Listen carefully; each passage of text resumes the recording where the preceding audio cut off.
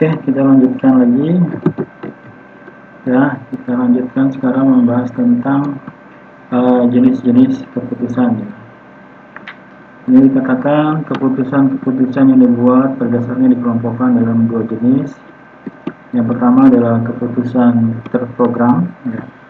Keputusan ini bersifat berulang dan rutin, sedemikian hingga suatu prosedur pasti telah dibuat untuk menanganinya, sehingga keputusan tersebut tidak perlu diperlakukan sebagai sesuatu yang baru setiap kali terjadi.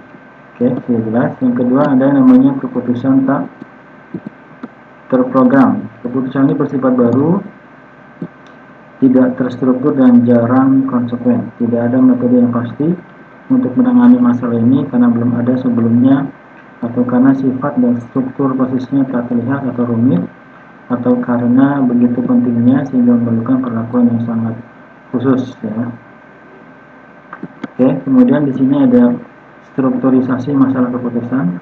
Yang pertama ada masalah terprogram dan masalah tidak terprogram. Dikatakan masalah-masalah yang terstruktur dengan baik yang berulang secara rutin, dan untuk masalah-masalah tersebut telah dikembangkan model-model standar. Contohnya jadwal mingguan karyawan, ya, seleksi tingkat inventory suatu sistem spesifik di bawah permintaan konstan.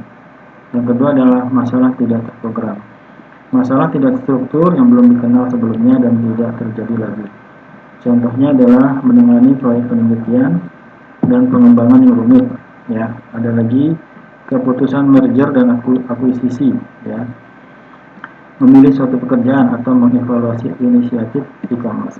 Di sini lebih kepada pengalaman dari seorang manajer yang dituntut, ya, untuk mengambil keputusan.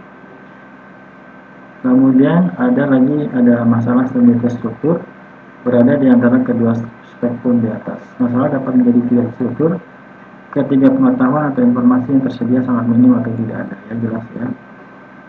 Oke, kita lanjut. Di sini masuk ke materi yang mengenai tentang multi kriteria decision making. Ya, ini istilah dari nama lain dari atau istilah yang digunakan ketika bicara decision support system atau sistem mendukung keputusan. Ya, multi kriteria decision making. Di sini pembahasannya nanti lebih detailnya ada di sini. Ya. Kemudian keputusannya kita lihat dulu pembahasan di PDF ketiganya bicara tentang teori keputusan. Ya. Yang pertama adalah permasalahan keputusan. Dalam mengambil keputusan seringkali dihadapkan pada berbagai kondisi, yang antara lain kondisi unik, tidak pasti, dinamis, jangka panjang, dan kompleks. Apa yang maksud dengan kondisi unik adalah kondisi di mana masa tersebut tidak mempunyai preseden dan di masa depan kondisi tersebut mungkin tidak akan berulang lagi. Ya, itu dikatakan sebagai kondisi yang unik. Yang bisa dikatakan pandemi COVID-19 juga dikatakan sebagai kondisi yang unik, ya. Itu mungkin tidak terulang lagi, mungkin 100 tahun yang akan datang, ya, terjadi di 100 tahun yang lalu mungkin akan terjadi lagi di 100 yang akan datang. Kondisinya nggak unik, ya, kondisinya unik, ya. Kemudian kondisi tidak pasti, maksudnya adalah faktor-faktor yang diharapkan mempengaruhi dan memiliki kadar atau informasi yang sangat rendah, ya. Kita tidak memiliki pengetahuan tentang masalah itu. Yang ketiga adalah kontingensi jangka panjang, jelas maksudnya bahwa implikasi memiliki jangkauan yang cukup jauh ke depan dan melibatkan sumber-sumber usaha yang penting. Ada lagi yang namanya kondisi kompleks, yaitu pengertiannya preferensi pengambilan keputusan atas risiko dan waktu memiliki peranan yang besar, ya. Jadi di sini preferensi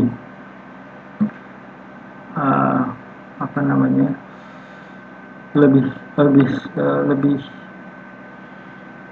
yang akan diambil itu yang mana, gitu, ya. Itu akan memiliki risiko dan memiliki waktu, memiliki kondisi kompleks, yaitu dalam pengertiannya preferensi pengambilan keputusan atas risiko dan waktu memiliki peranan yang besar. Jadi di sini pengaruh terhadap risikonya tinggi dan waktunya juga memiliki dampaknya yang besar, gitu.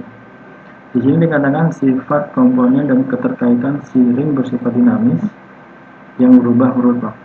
Sifat dan karakteristik permasalahan manajemen usaha dan proyek dapat digolongkan dalam 4 kategori, yaitu direktif, strategis, taktis, dan operasional. Dengan ciri khasnya dijabarkan pada tabel berikut. Di sini permasalahan manajemen ada yang jangka panjang, ya, ada jangka menengah pendek, ada jangka pendek. Dikatakan di sini adalah operasional, di sini taktis, ada yang strategis, ada yang direktif, tergantung level-level dari manajernya. Lingkungannya dikatakan kalau di operasional statik dan tidak mempengaruhi faktor-faktor yang lain, sifatnya bisa dibuat program karena sifatnya berulang, ya, SOP ya. Kalau yang menengah pendek dinamis dan mempengaruhi faktor-faktor dengan asumsi kepastian yang tinggi, ya. Di sini bisa dibuat program dengan masukan preferensi pengambilan keputusan. Kemudian jangka panjang, ya, di sini strategis, dinamis dan mempengaruhi faktor-faktor dengan kepastian yang sangat rendah. Jadi kalau di sini pengambilan keputusannya bisa mempengaruhi 10 sampai 20 tahun yang akan datang, seperti itu ya. Tidak bisa diprogram karena preferensi mengambil keputusan perlu masuk secara utuh. Kemudian yang terakhir ini dinamis, probabilistik, intuitif ya. Jangkanya lebih tinggi dari ini, ibaratnya dari level top level manager ya. Lingkungan dinamis dan probabilistik sifatnya adalah arahan strategis yang kadang bersifat intuitif. Ya, di sini mungkin ada rencana untuk pengembangan selama 25 tahun gitu ya, selama 30 tahun. Di sini dibahasnya di sini. Pendekatan seperti ini sering disebut sebagai pendekatan yang normatif. Pendekatan ini dapat dirasakan bahwa kriteria yang tepat digunakan untuk menyatakan bahwa suatu keputusan itu baik adalah apabila seluruh informasi telah dimanfaatkan secara penuh, dasar-dasar rasionalitas telah diikuti dengan baik, dan proses perpindahan dari satu tahap ke tahap lainnya telah berjalan dengan konsisten. Ya. Kita lanjut, di sini ada lingkup keputusan. Pada prinsipnya terdapat dua basis dalam pengambilan keputusan, yaitu pengambilan keputusan berdasarkan intuisi, dan yang kedua adalah berdasarkan rasional atau berdasarkan hasil analisis keputusan. Yang akan kita bahas tentu yang kedua ya, yang rasional, karena intuisi yang tidak kita bisa jabarkan. Skema pengambilan keputusan dengan intuisi dijelaskan dalam gambar berikut ini. Ya, di sini ada lingkungan yang tidak pasti, kompleks, dinamis, ada persaingan dan terbatas. Ya. Kemudian di sini ada reaksinya, ya, bingung, berpikir, ya, rasa tidak enak dan macam-macam. Nah, kemudian di sini kita bicara bagaimana intuisi bekerja. Ya, di situ ada pengalaman, di situ ada informasi, ya. Jadi kecerdasan pengalaman seseorang yang bertahun-tahun, maka dia akan mendapatkan intuisi. Ya. Satu orang dengan orang lain ya berbeda, ya, walaupun 10 tahun dilalui, tapi bagaimana dia menggali knowledge dari pengalaman itu akan berbeda-beda. Maka itu akan menjadi keputusan. Ya. Oke, maka itu yang membedakan seorang manajer yang baik dengan manajer yang tidak. Dia punya intuisi yang sudah terasah gitu ya. Unsur intuisi seorang mengambil peran yang besar. Logika bahwa suatu keputusan telah dipilih atau tidak tidak dapat diperiksa secara logis. Ya. Oke, jadi dia sudah punya intuisi. Jadi dikatakan di sini logikanya tidak dapat diperiksa secara logis. Sudah punya hunch ya, sudah punya feeling. Kemudian di sini ada skema pengambilan keputusan dengan analisis keputusan. Ya. Sama seperti tadi, masalahnya ada lingkungan tidak pasti, kompleks, dengan persaingan. Tapi di sini kita menggunakan model. Di sini ada analisis keputusan. Kita jabarkan dalam alternatif, kita jabarkan dalam pendekatan kemungkinan, ada struktur model dan lain-lain. Ya. Kemudian ini akan menjadi sebuah logika dan kita ambil keputusan. Oke. Ya, komponen dan langkah utama mirip dengan pengambilan keputusan intuisi, kecuali pada tahap analisis keputusan yang secara normatif digambar di atas. Alasan suatu alternatif dapat ditelusuri dengan jelas dan mudah dimengerti. Teknik yang dapat dipakai dalam analisis dapat dipelajari dan diterapkan pada kasus yang berbeda baik perihal maupun lokasi dan waktunya. Ya, di sini kita bicara tahapan-tahapan keputusan. Ya, mengambil atau membuat keputusan adalah suatu proses yang dilaksanakan orang berdasarkan pengetahuan dan informasi yang ada padanya pada saat tertentu dengan harapan bahwa sesuatu akan terjadi. Keputusan dapat diambil dari alternatif keputusan yang ada. Ya, jadi kita tadi yang sudah saya sampaikan, keputusan itu adalah meranking alternatif keputusan. Analisis keputusan tersebut dapat dilakukan dengan adanya informasi yang diolah dan disajikan dengan dukungan sistem pendukung keputusan. Sedangkan informasi terbentuk dari adanya data yang merupakan bilangan dan terms bermakna khusus yang disusun, diolah dan disajikan dengan dukungan sistem informasi manajemen. Kemudian keputusan yang diambil perlu ditindaklanjuti dengan aksi yang dalam pelaksanaannya perlu mengacu pada SOP dan akan menghasilkan data terbaru. Begitu seterusnya yang terjadi dalam siklus data, informasi, keputusan, dan aksi seperti dapat dilihat pada gambar berikut ini. Ya, ini lengkap lagi dari yang tadi saya jelaskan. Ada data, ada sistem informasi, ya, ada alternatif keputusan di sini, kemudian diambil keputusan, ya, kemudian ada SOP, kemudian diambil aksi, dan setiap langkahnya ada monef-nya, monitoring dan evaluasi.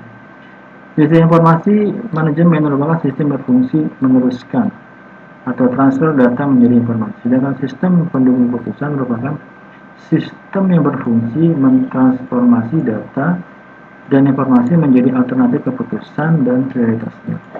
SOP merupakan pedoman operasi standar dalam mengimplementasikan keputusan dalam suatu tindakan yang terstruktur dan dapat dipertanggungjawabkan. Oke. Kemudian ada bicara tentang MONEF, berfungsi untuk selalu memonitor dan mengevaluasi kualitas rancangan operasi dan pemanfaatan dari komponen siklus. Melalui MONEF diharapkan dinamika proses dalam siklus dapat diikuti dan pemanfaatan sistem dapat optimal. Nah, di PDF terakhir ini adalah sebenarnya langkah-langkah ya yang kita ambil ketika mengambil keputusan. Di sini ada alternatif keputusan, ada parameter keputusan, ada bobot kriteria, ada model penilaian, ada struktur keputusan, dan selanjutnya ya. Dan ini saya bahas dengan detail itu di nanti ada link ya, ada link ya, ini ya nanti. Jadi materi yang di slide terakhir ini ya, di sini akan saya jelaskan di video ini ya. Jadi Anda silakan ikuti video ini HP level 1 ya. Jadi untuk kuliah kali ini saya sampaikan saya sampai sini saja ya. Jadi Anda silahkan, minggu ini belum ada tugas, silakan Anda ikuti. Berarti saya punya 5 ya, ada 5 video yang bisa Anda ikuti, kemudian Anda beri komen, kemudian Anda resume, kemudian nanti Anda upload ya. Sampai sini saja ya. Assalamualaikum warahmatullahi wabarakatuh.